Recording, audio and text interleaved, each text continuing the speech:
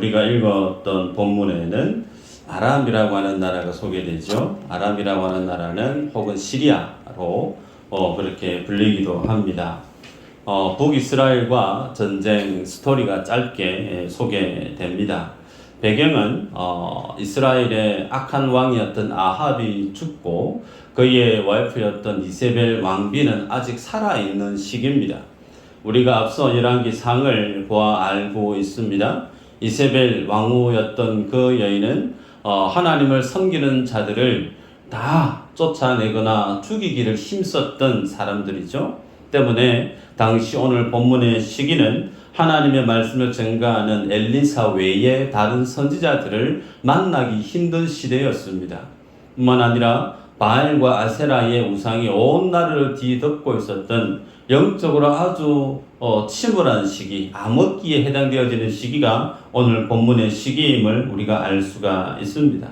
그런데 내용을 보면 아람의 왕이 이 기습 작전을 펼쳐서 북이스라엘을 침략하고자 합니다. 기밀리의 비밀이 이 진을 구축을 하고 급습하기 위해서 계획을 세웠을 때마다 그 모든 계획들이 그 작전이 다 물거품으로 다 돌아가 버리죠. 이유는 그 기밀 작전을 펼치려고 하니까 이미 그 모든 작전의 내막을 북이스라엘이 다 알고 있습니다. 뭘 하려고 하면 이미 그 모든 기밀들이 적국 북이스라엘에게 다 알려져서 뭘 해볼 수 없는 그런 상황이 일어난 거죠. 이 정도 시간이 되어지고 나니까 아람 왕의 가진 그 생각이 뭐였냐면 분명히 우리 안에 간첩이 있다. 우리 안에 스파이가 있다. 안 그러면 이런 일이 일어날 수가 없다라고 우리 안에 아람 안에 적국과 내통하고 있는 간첩이 누구냐 묻죠. 그 호통에 신하된 사람 중에 한 사람이 얘기합니다. 그게 아니고 북이스라엘에 하나님의 선지자가 있는데 그 사람은 엘리사인데 그가 왕의 침실에서 하는 이야기조차도 그의 왕에게 다 고합니다. 엘리사 때문에 우리가 지금 전쟁에 이 기습 작전을 펼칠 수가 없게 된 것입니다. 라고 알려주죠. 이에 아람 왕은 그러면 엘리사 선지자를 잡아올 것을 명합니다. 당시 엘리사 선지자는 도단이라고 하는 성에 기거하고 있었습니다. 그래서 엘리사 한 사람, 선지자 한 사람을 잡기 위해서 아람의 큰 군대가 동원되어져서 엘리사가 살고 있었던 그 도단 성을 전체 포위를 해버립니다. 포위를 하고 난 이후에 자고 일어나서 다음날 엘리사의 사환이 눈을 비비고 아침을 봤는데 상황이 15절에 이렇게 기록하죠.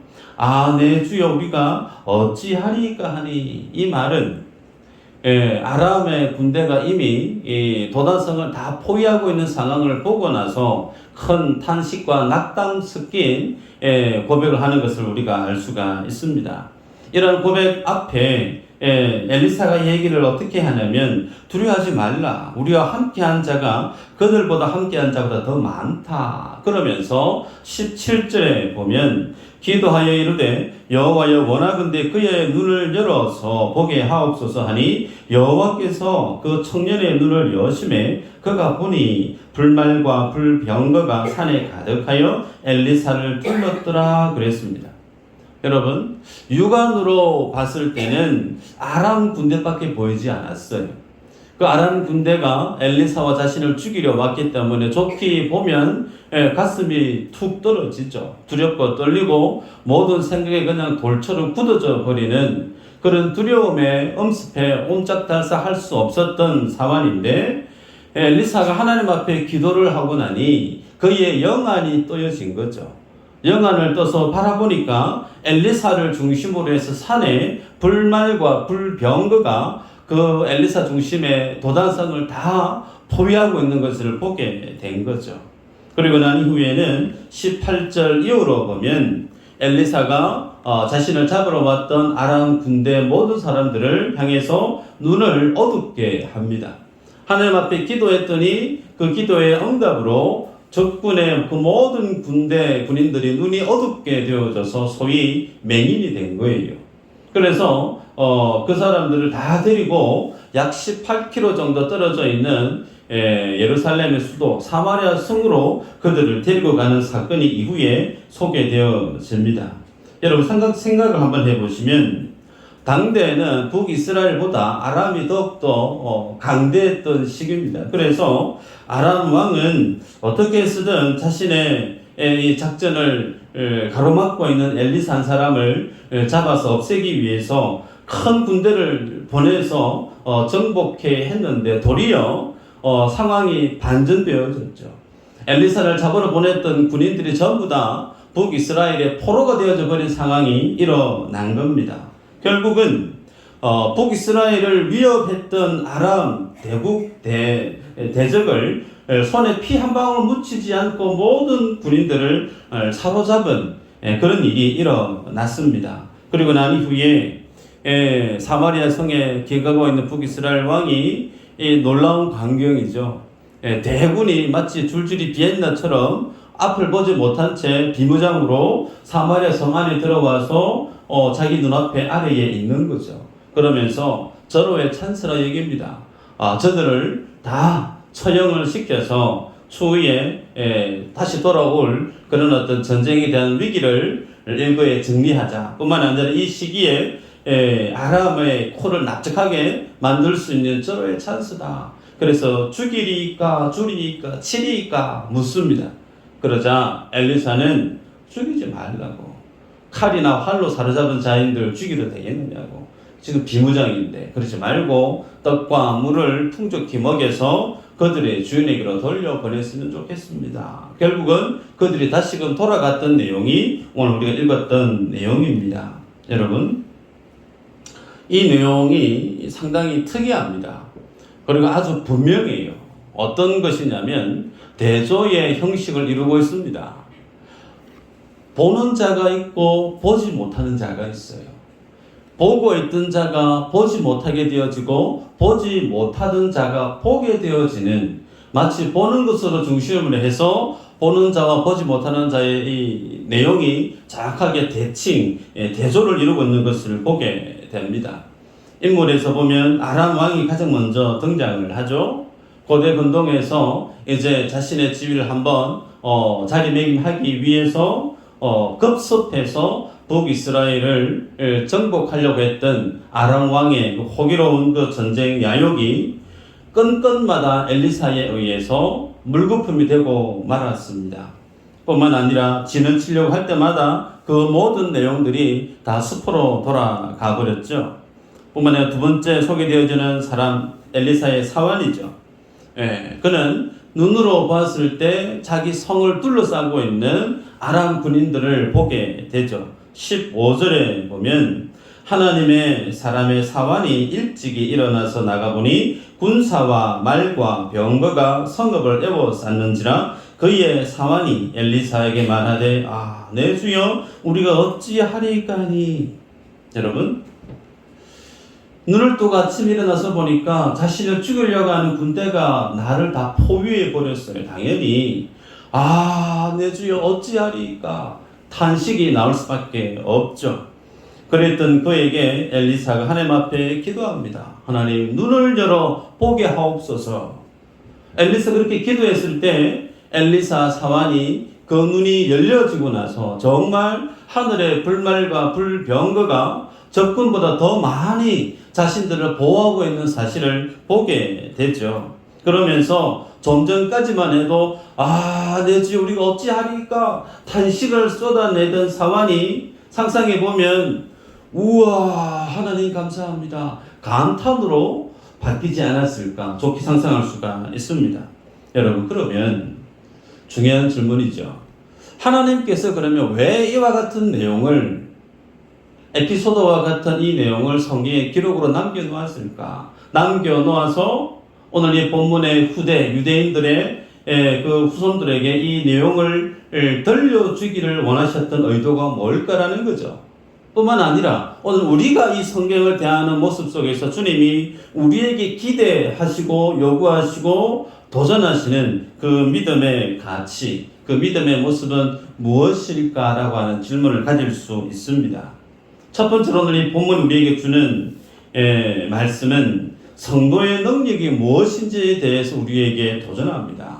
여러분, 성도가 세상을 살아갈 때 그의 힘으로 이길 수 있는, 그의 능력으로 자랑할 수 있는 것이 과연 뭐가 있을까? 다양한 것이 있을 수 있겠지만 오늘 성경은 우리에게 그것이 무엇이라 도전하냐면 하나님과의 친밀도라는 거예요. 소위 나와 하나님과의 관계가 어떠한가에 대해서 주님 우리에게 도전하듯 보여주고 있습니다. 세상에 많은 사람들은 눈으로 보는 것을 판단하죠. 눈으로 보고 그것을 분별하고 그 가운데 내가 선택을 하고 결정을 합니다. 그래서 일반적으로 보는 것은 가장 분명하고요, 가장 확실한 것으로 이해를 합니다. 제가 대구에서 오래 살았습니다.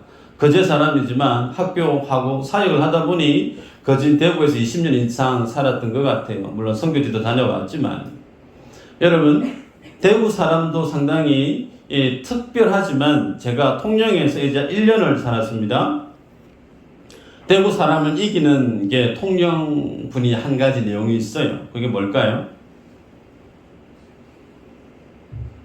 예를 들면요, 식당에 가거나 커피숍에 가면 어떤 분들의 목소리가 가장 크냐면요, 우리 자매분들의 목소리가 커요. 특히 우리 아주머니들 목소리가 일반적으로 커요. 그런데 통영은요 안 그래요. 통영은 남자분들의 목소리가 더 큽니다. 그래서 식사를 하거나 카페에 가서 대화를 하다 보면 남자분들이 어떻게 크게 얘기를 하시는지 그 얘기를 안 들으려고 해도 들려요. 그 얘기를 듣다 보니 앞에 있는 사람과 대화를 하려고 하니까 저도 어떻게 해요? 목소리가 톤이 올라가는 겁니다. 그러면서 이게 도미노 현상처럼 여기가 커지니까 여기도 커지고 여기도 커지고 앞에 가요. 시끌벅적해요. 그러면서 오히려 여성분들은 뭐 조곤조곤 얘기하시는 것 같고 남자분들이 이렇게 목소리가 크더라고요. 예. 그 모습을 가만히 보고 있으면 그냥 웃음이 납니다. 그런데요, 그런 내용의 말이 있죠. 우리가 의견이 다를 때, 그 의견이 다를 때 그 의견을 가장 주장하고 결정짓는 사람, 어떤 사람이 그 의견을 하나로 취합하게 될까요? 소위 목소리 큰 사람. 목소리 크면 그 분위기를 주도하는 것 같아요.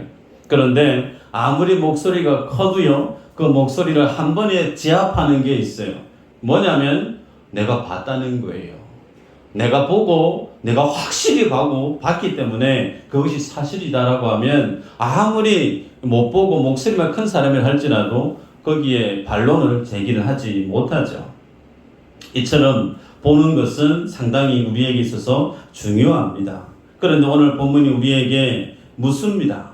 과연 우리가 보는 것이 정말 바르게 보는 것이 맞는가라는 거예요.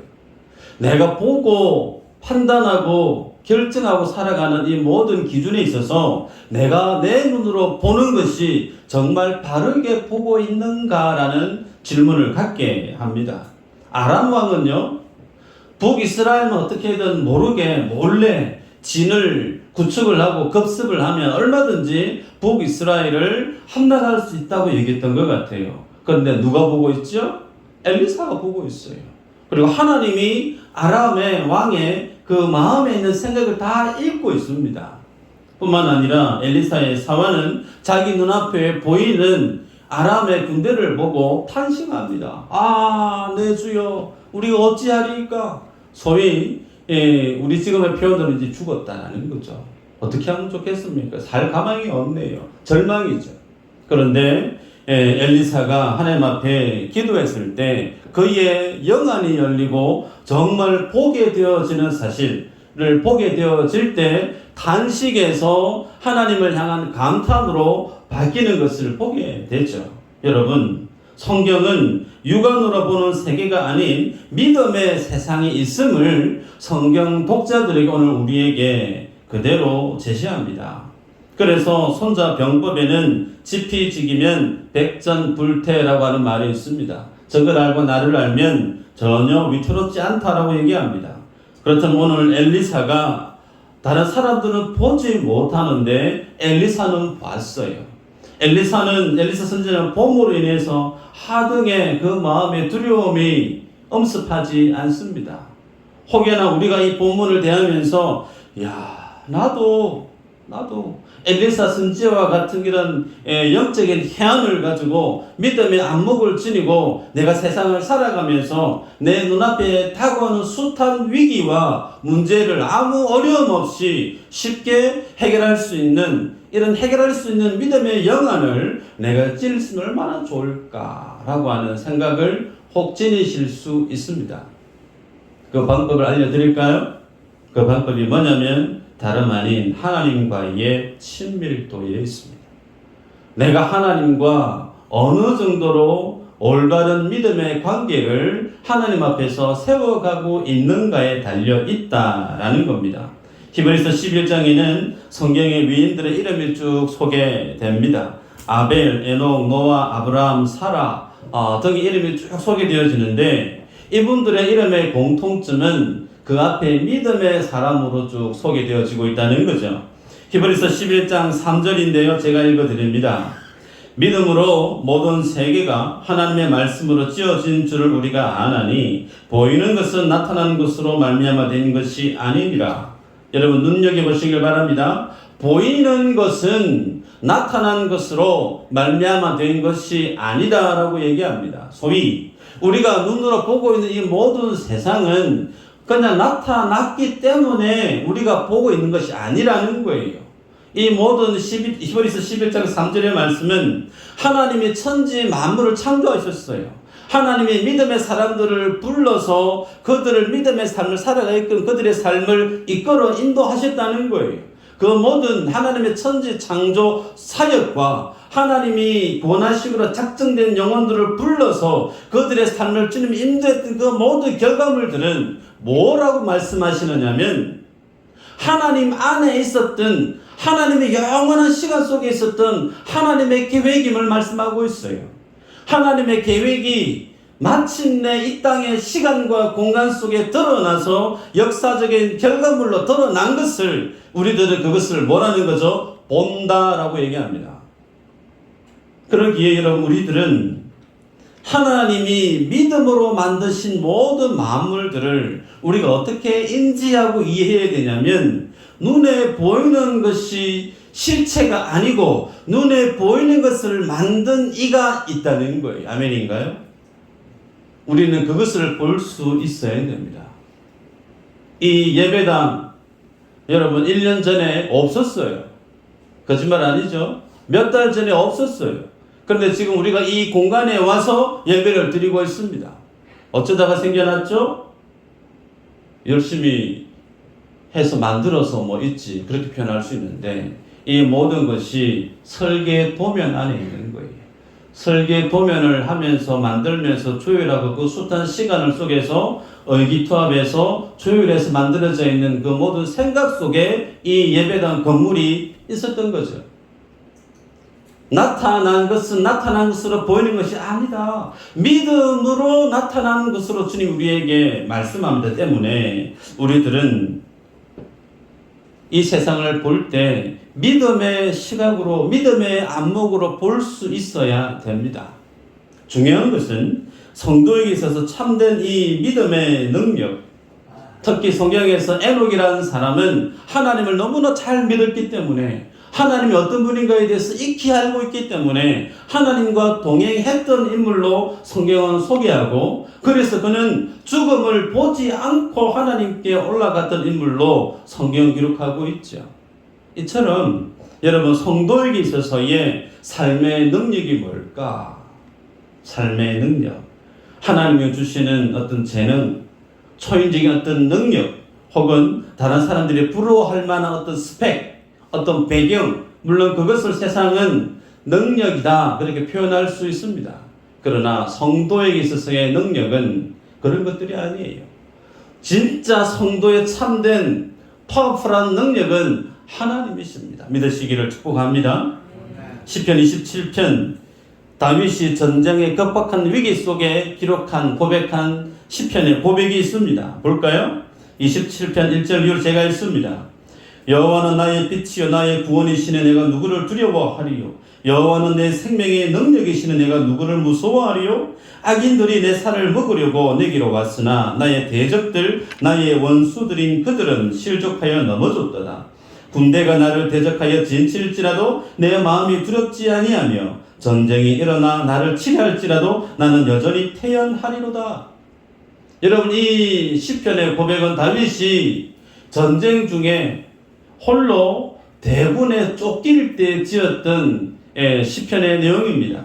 그래서 하는 얘기죠. 하나님이 나의 빛이다라고 얘기합니다. 그 말은 내 인생에 지금 칠흑 같은 어둠이라고 하는 뜻을 표현하고 있어요. 그리고 내가 누구를 두려워하리요라고 이 말 안에는 온 세상 천지가 다윗에게 있어서 두려움의 세상임을 고백하고 있는 겁니다. 뿐만 아니라 자신을 죽이려고 하는 그 대적들이 원수들이 누구냐면 소위 군대가 다윗 한 사람 죽이려고 동원되어져서 지금 쫓고 있다는 거예요. 여러분, 나를 죽이려고 암살단의 조직이 되어져서 추격하고 있다라고 하면 얼마나 긴장이 되겠어요. 그런데 암살단이 아니에요. 군대입니다. 군대가 동원돼 나를 죽이려고 하는데 그 위기 속에서 그는 하나님을 어떻게 고백합니까? 우리가 읽었지만 여호와는 내 생명의 능력이시니라고 고백해요. 내 생명의 능력이 인맥, 넓은 사람, 싸움 잘하는 부하, 혹은 세상에 어떤 내게 도움을 줄 다른 사람, 그런 거 아니고요. 다윗은 내 생명의 능력이 하나님이래요. 여러분, 하나님을 만나보지 못한 자는 절대 할 수 있는 믿음의 고백입니다. 오로지 하나님만을 만난 자만이 할 수 있는 믿음의 고백이에요. 하나님이 내 생명의 능력입니다. 여러분, 이 하나님을 만나지 않은 인생은 죽었다 깨어나도 흉내를 낼 수 없는 고백이라니까요. 이 엄청난 믿음의 고백을 다윗이 하고 있습니다. 때문에 여러분, 우리가 세상을 살아갈 때 하나님 주시는 능력이 필요합니다. 지혜도 필요하고 건강도 필요하고 물질도 필요하고 나를 도와줄 하나님의 신실한 사람들, 그 배경도 물론 필요해요. 그런데 그것보다 더 본질적인 파워풀한 성도에게 있어서 참 능력은 하나님을 나의 능력으로 인정하는 믿음에 있음을 믿으시기를 축복합니다. 여러분의 삶 속에 정말 마음을 같이 나누는 친구가 혹 있을 겁니다. 직장에서든 동네에서든 그 친구만 만나면 아무것도 없어도 시간이 얼마만큼 갈지 담소를 즐겁게 나누는 그런 친구가 혹 있을지 모르겠어요. 그분들이 왜 여러분들에게 인생 속에 귀인으로 자리를 한 자리를 차지하고 있을까요? 다른 거는 모르겠지만 분명히 저는 확신하는 것은 그 친구와 함께 오랜 시간을 보냈을 겁니다. 마음을 나누고 힘든 삶의 스토리를 나누고 고민거리를 나누고 같이 울고 웃고 즐거워하고 보냈던 시간들이 다른 어떤 사람들보다 내 가장 절친했던 그 친구, 그 지인과 보낸 시간이 가장 많을 거예요. 마찬가지입니다. 여러분, 하나님을 나의 능력으로 삼기 위해서는 그 주님 앞에 서는 시간의 양과 그 시간의 질을 여러분이 반드시 확보하셔야 돼요. 말씀이 들려지는 시간을 여러분이 지키셔야 됩니다. 하나님 앞에 내 마음을 쏟아내는 기도의 시간이 반드시 있으셔야 돼요. 그 시간과 장소를 확보하기 위해서 여러분들은 삶의 우선순위를 반드시 다시금 재설정을 하셔야 됩니다. 그렇지 않으면 우리는 하나님을 나의 능력으로 삼는 것이 아니라 하나님으로부터 얻을 수 있는 것들을 우리의 능력으로 삼을 때가 많습니다. 하나님 주시는 지혜, 하나님 주시는 물질, 그건 물론 맞지만 여러분 그런 거 아니에요. 성도의 능력은 하나님 자신입니다. 이 믿음의 자리에서는 우리 모두가 되시길 주의 이름으로 축복합니다. 두 번째는 오늘 본문 우리에게 도전합니다. 참된 영적인 소경이 누구임을 우리에게 분별토록 도전합니다.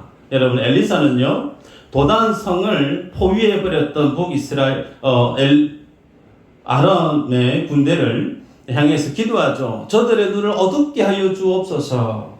그랬더니 실제로 그들의 눈이 어두워지죠. 그리고 나서 19절에 엘리사는 그들을 이끌고 너희들이 찾으려고 했던 사람에게 내가 데려가겠다. 인도해 주겠다. 그러면서 그들을 데리고 사마리아 성 안으로 데리고 갑니다. 여러분, 도단과 사마리아 성은 대략 한 18km 정도 거리가 됩니다. 상상해 보시길 바래요. 성을 에워쌌던 군대입니다. 그러면 적어도 몇백 명에서 1000명, 2000명이 넘는 많은 대군일 거예요. 그들이 앞을 못 봐요.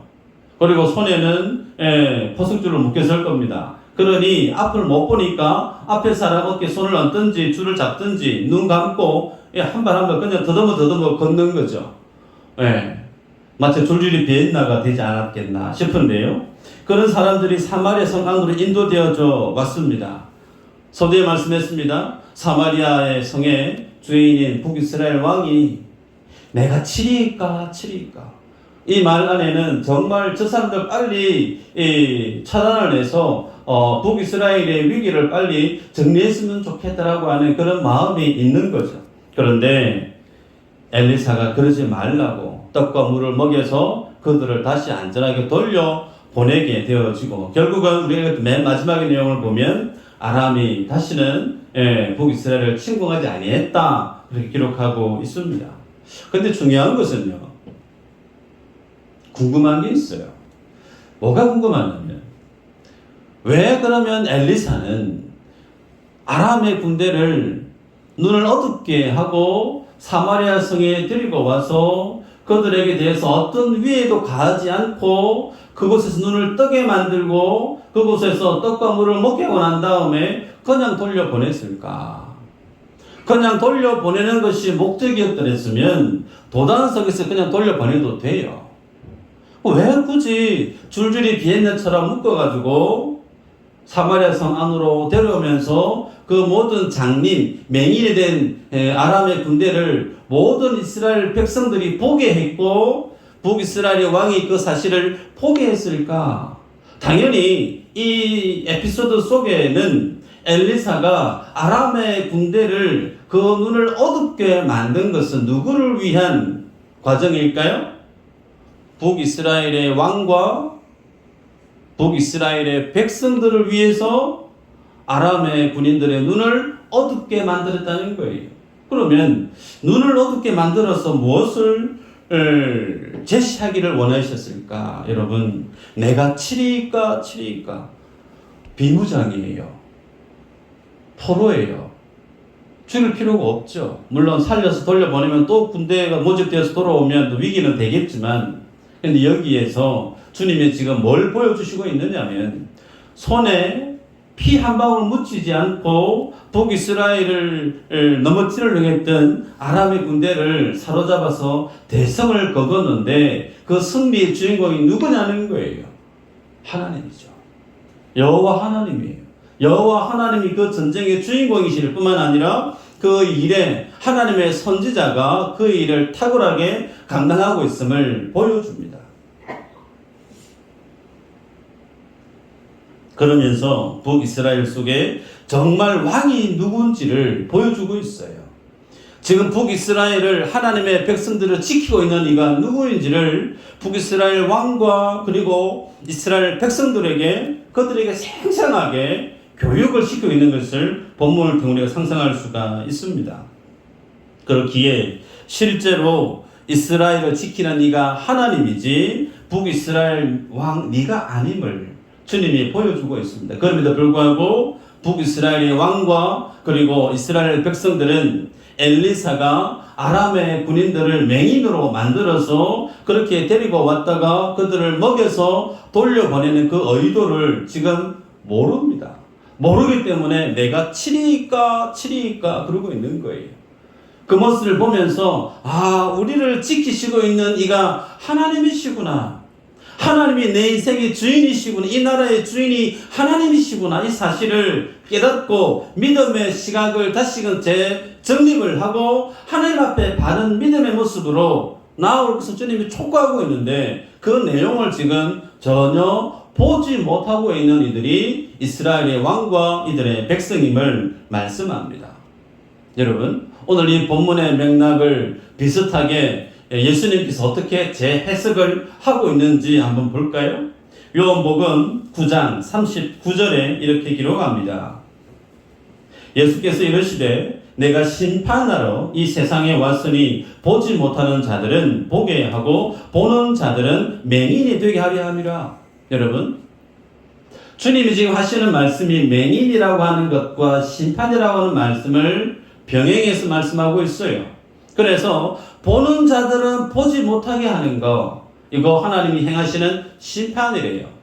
뿐만 아니라 보지 못하는 자들을 보게 하는 거, 이것도 심판이라는 거죠. 무엇에 대한 심판일까요? 죄에 대한 심판입니다. 그래서 주님은 사람에게 있어서 보지 못하게 만들고 보게 하는 이것이 하나님이 행하시는 구원과 심판에 대한 내용임을 주님이 보는 것을 통해서 주님이 지금 말씀하고 있는 것을 우리가 알 수 있습니다.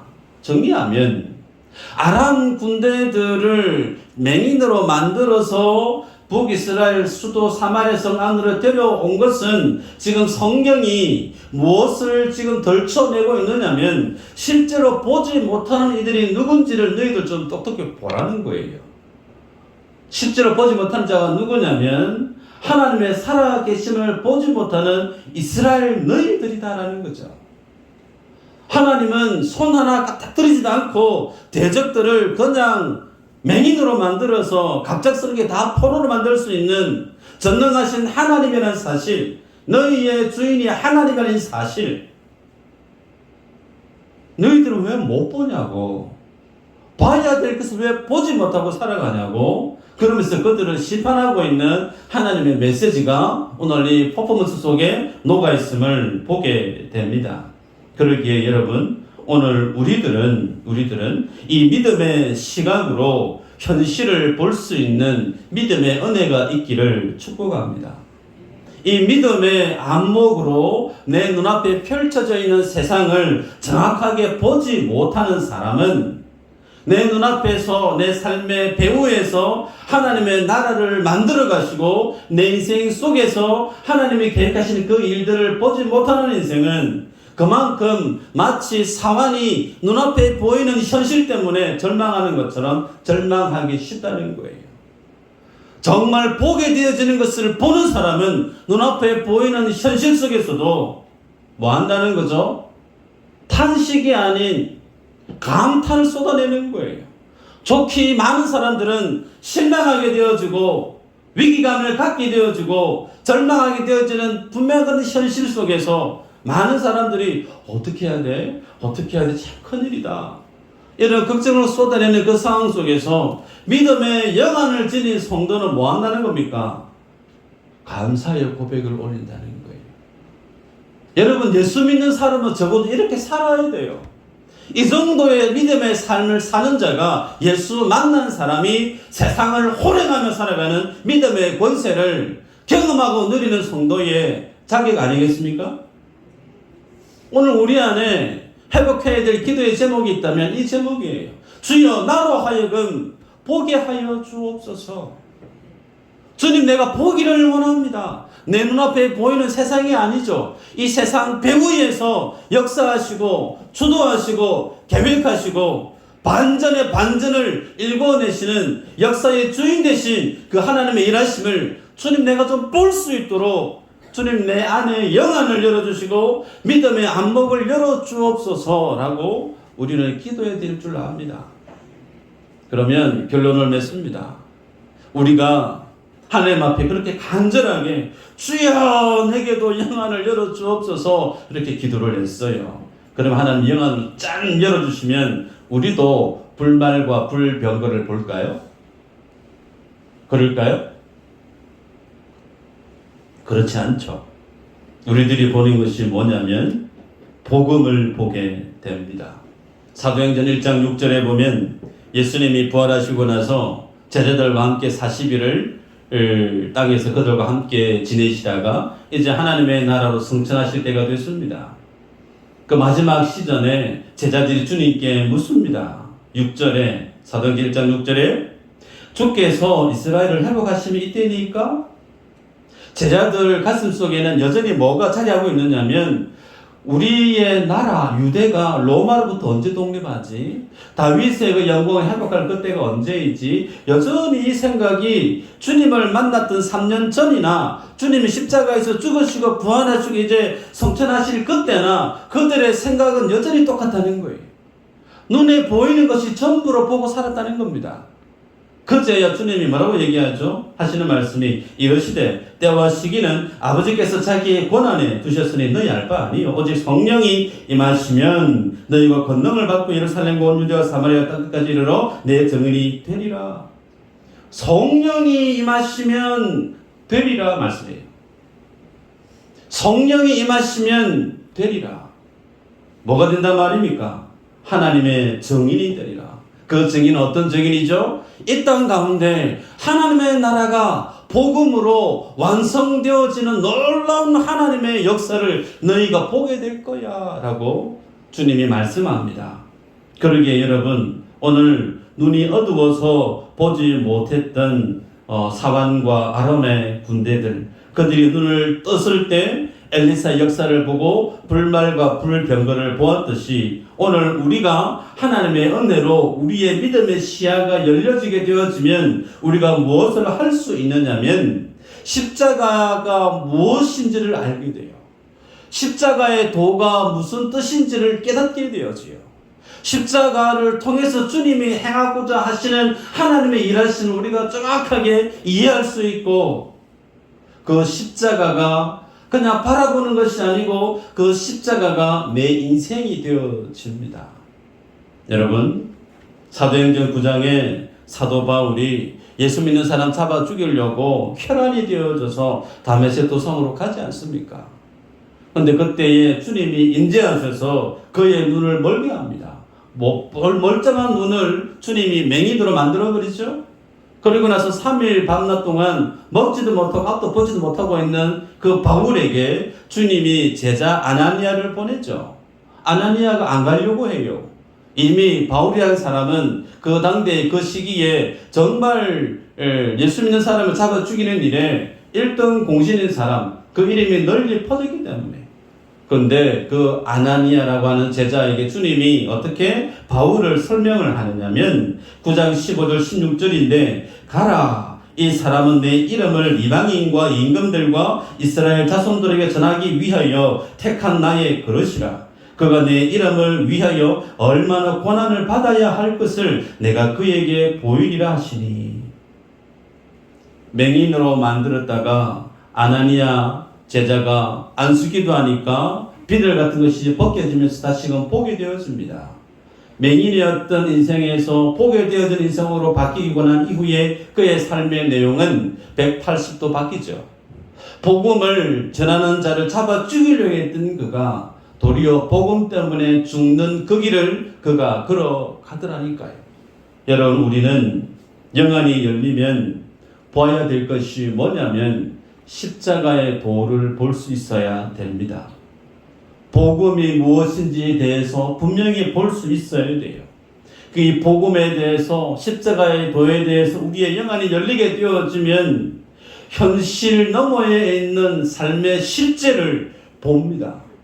이 실제를 보고 살아가는 인생은요, 요동하지 않습니다. 삶의 목표가 선명해요. 삶의 목적이 뚜렷해요. 상황이 어떠하든 환경이 어떠하든 자기가 가야 될 삶의 방향이 오늘은 오른쪽 왼쪽 휘청이지 않습니다. 정확합니다.